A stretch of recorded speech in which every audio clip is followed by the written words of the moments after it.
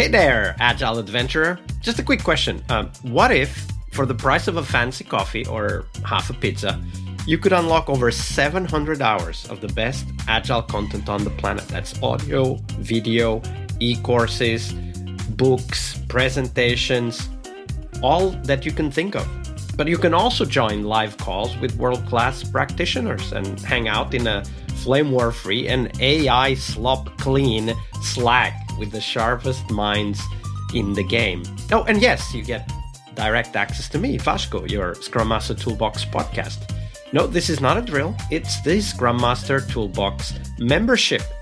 And it's your unfair advantage in the Agile world. So if you want to know more, go check out scrummastertoolbox.org/membership. That's scrummastertoolbox.org/membership. And check out all the goodies we have for you. Do it now. But if you're not doing it now, let's listen to the podcast. Hello, everybody. Welcome to our TGIF and Product Owner episode this week with Joshua McDonald. Hey, Joshua, welcome back. Hey, Bosco. Thanks for having me.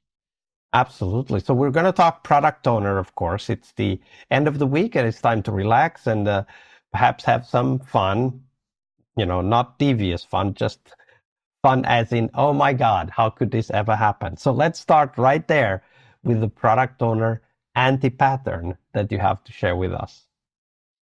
So when it comes to the product owner anti-pattern, it's something that I've seen sometimes reoccurring in multiple product owners over the years. And it's basically the product owner who shows up as a note taker, not a decision maker. And I know that this is something that happens when you have a product manager and a product owner working together. Sometimes you ask the product owner, okay, you're the bus driver. Where do you want us to go? And they say, let me go talk with the product manager. And that dependency sometimes handicaps the product owner from being able to make decisions. And the way it affects them in the day-to-day is that then in meetings, they end up just either being disconnected, maybe not listening, camera off, muted. And then when you ask them, call them out by name, like, hey, Bosco, what do you say? Were you listening? And they go, I'm sorry, could you repeat that? They become so disengaged. That's a big tell, right? Like, I'm sorry, could you repeat that? Yeah, they become disengaged. Even a step further down is when they schedule meetings with you and others, and they don't even show to those meetings that they themselves have scheduled. Oh, wow. And you're having to call them and say, hey, are you going to jump onto this meeting that you scheduled with all of us? And then they're like, oh yeah, I'll be right there. So unfortunately, I would say it's the disengaged, not interested product owner is the anti-pattern. My experience is that this often starts with something simple, like somebody getting assigned an extra product or extra team, or kind of being overwhelmed with stuff that is going in their personal lives. Like it isn't necessarily out of evilness or lack of caring. It's a whole system. And it comes back to one of those things you've said several times this week. We need to treat people like people, right? And that's the next question. So if a product owner really is behaving this way, Joshua, what would you do? Well, what I've done is I simply meet with them. I just start scheduling one-on-ones. And I may increase the frequency of those to say like, hey, how are you doing? Is there anything I can do to support you? Here's some feedback. What can we do to send the message or signal to others that you are engaged? And a lot of times it comes into play is turning your camera on. Also giving them communication coaching suggestions like, could you repeat what you thought you heard? And don't be afraid if you heard it wrong. And sometimes they'll say, well, sometimes the product is so technical, I don't think I really understand or I feel like I can talk to it. I say, you know what, that's okay. Let's try to understand the technical aspect of this product better. And I'll be right there by you, trying to gain a deeper understanding with it. And we'll bounce it off of each other. And what I'll do is I'll be vulnerable with them and say, hey, did you understand it this way? Am I understanding it correctly? Until they gain that confidence that, okay, now they do understand better. And I see their morale improves. They start to make more of an effort in being present at meetings and following up when people ask them. But I always have their back. I'm always watching to see, okay, were there any gaps? Were there any messages not responded to? And I always coach the teams, hey, if you're not getting a response from the product owner, tag me, CC me, and I will circle back to them to make sure that they're responding to you. So that way, both groups feel like they're being supported. And that support is what makes things move forward, right? Like we overcome these difficulties.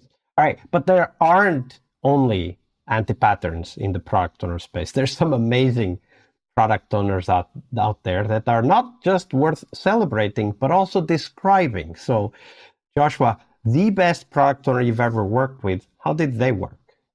Yeah, the best product owner is a product owner that tries to understand even the most technical aspects of what they're working at without a technical background.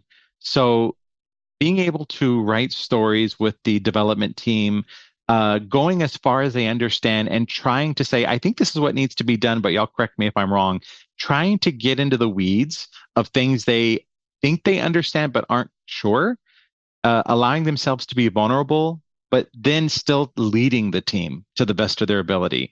So that's something I've seen. I have seen developers not only support their product owner, but be fiercely loyal to their product owner who makes that type of effort to understand the product in and out to the best of their non-technical abilities. I've been in meetings where I'm like, well, the product owner's not here. I can stand in and fill them in later. I've had developers stop me and say, no, we're not going to continue this meeting. We're not going to continue this discussion without the product owner in the room. They're fiercely loyal to that type of product owner who is so engaged and making such an effort to understand everything in and out.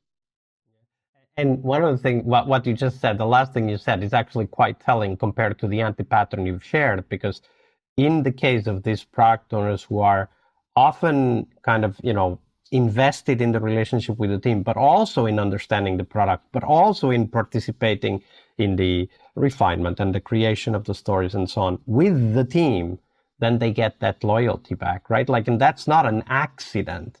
If you disengage, no loyalty. If you engage as a product owner, if you're there, you don't need to be the expert. You can even just have questions, right? You don't even need to have all the answers, but the team becomes loyal. And that is, when it happens, it's magic, the synergy that is created between the team and the product owner.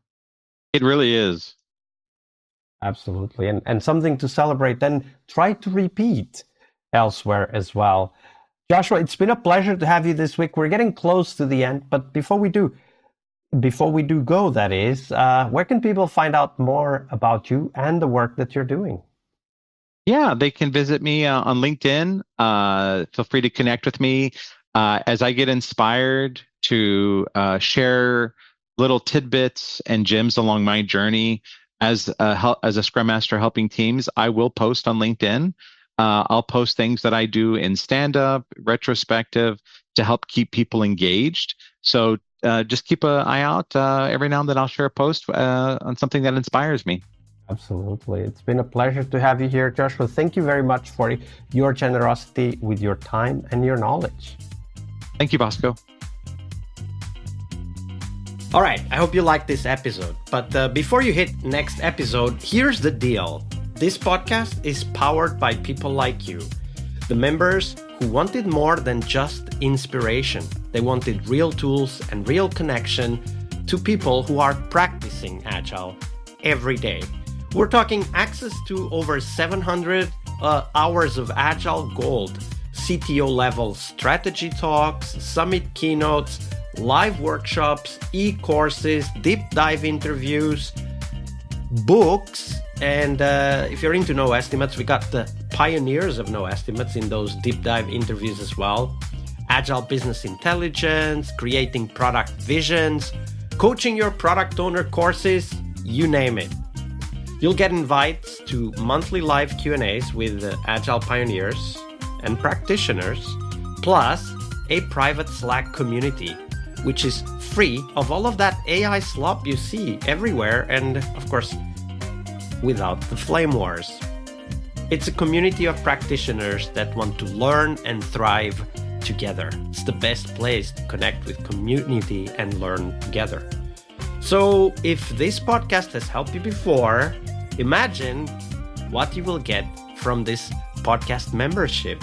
So head on over to scrummastertoolbox.org/membership and join the community that's shaping the future of Agile. And we have so much for you.